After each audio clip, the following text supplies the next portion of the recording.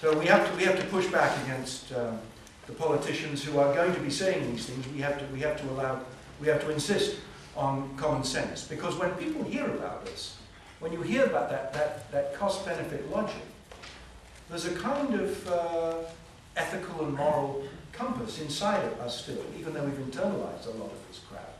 They say, wait a minute, that can't be right. It is not right. I'd like to compare your thought on the definition of commons as similar to the common talk about that it's natural for people to compete rather than cooperate. I think that this is a basic meme in our society that has caused a great deal of damage. There's an organization, something about Darwin, where they talk about, well, this supposedly came from Darwin, that the stronger or more aggressive is the one who won, who evolved, that we supposedly evolved this way because people who are more aggressive tend to kill off those who are less aggressive. And this other organization is talking about how actually people who have the skill to cooperate with others survive at the expense of people who are too aggressive. Now, of course, there's instances of each example. So I just wanted to put that out, offer that to the group as an example of the kinds of things that I think you guys are talking about. Thank you. Yeah. Okay, I'll just say something to that. Yeah, because I've worked more on Darwin as a historian, by trade, a historian of science. Yeah, thank you. That's important.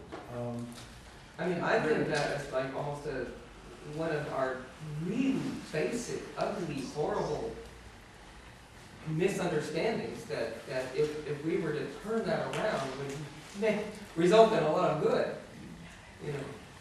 Well, I take it that we are, by nature, which is a problematic idea, by nature that we are multifaceted. We have this capacity.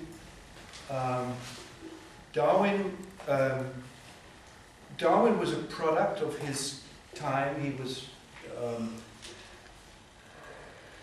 He went to do his work on a survey ship, a hydrographic survey ship for the Imperial British project, as a companion to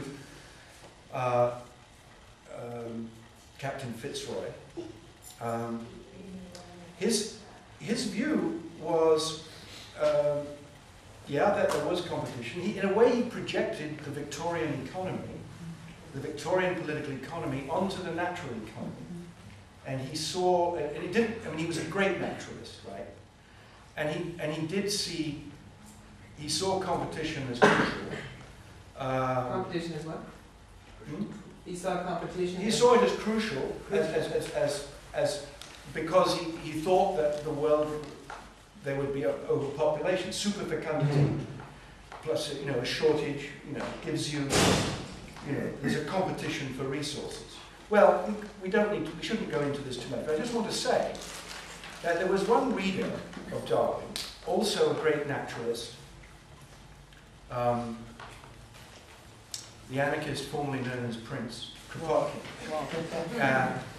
Kropotkin, a great geologist and geographer, born into the higher echelons of the Russian state, he read, but he spent his time in Siberia. He read Darwin and said, "This is terrific, but let me tell you, I don't see competition where I don't see superfecundity. I don't see a tremendous, a nature, teeming nature.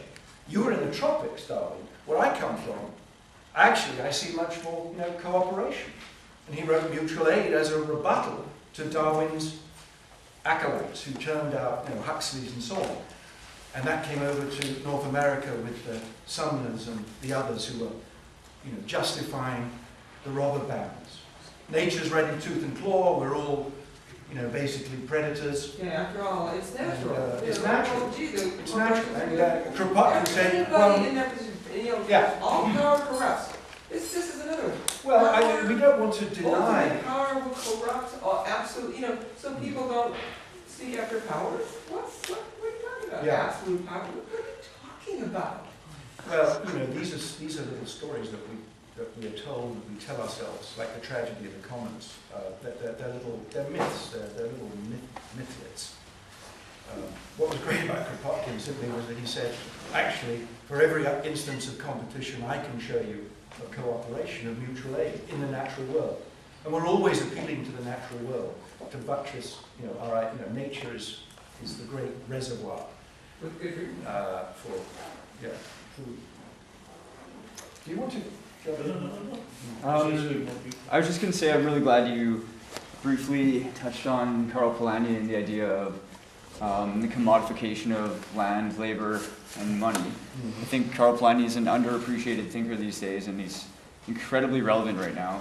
He spoke of these commodities as the fictitious commodities, and in the same work he also provided an analysis of community that practiced solidarity economics. And I mean, I'm not trying to say that we should just immediately go back to a process of trust-based exchange.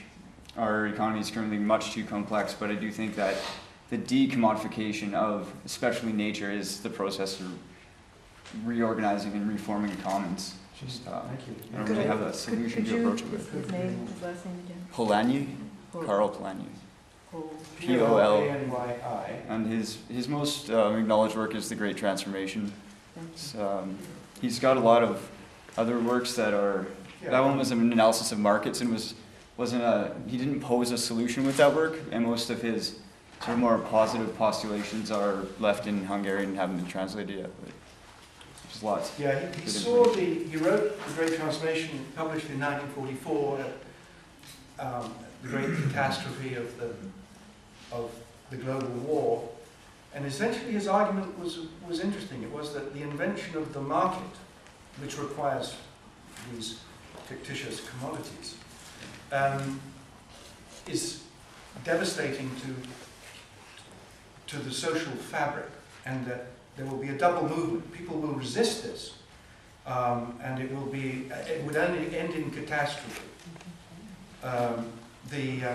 As soon as you get the disembedding, this is his language, the disembedding of the market from the social matrix, the economy, which is now dominates, was embedded and constrained and hedged about. And if you look at common cultures, they're very aware of the operator, the wannabe capitalist on the edge of the village, and they will often have people doing people who look like they're real marketers. They either expel or they have to get somebody from over the hill because they know how corrosive it can be, the market. So it's an interesting, we still don't know, it's a vexed question about how in fact did capitalism get a hold, because there's a tremendous resistance, and Edward Thompson is writing about, in the 60s, about how as late as, the 19th century, in markets, there's a bell rings when then these free marketeers can come in and exploit. Before that, the price is fixed. It's not a commodity until the bell rings. So, Polanyi is brilliant. Funny biographical detail about Polanyi. He was born about the same time, and he had extremely interesting discussions, pretty like Kropotkin and Darwin, with Friedrich von Hayek. You know who Friedrich von Hayek was? Oh, of course, he was kind of the antithesis of Polanyi. So very interesting discussions, very interesting conversations. So I don't know if it has been translated in English, but it's really, really interesting. So we've got some over here, yeah.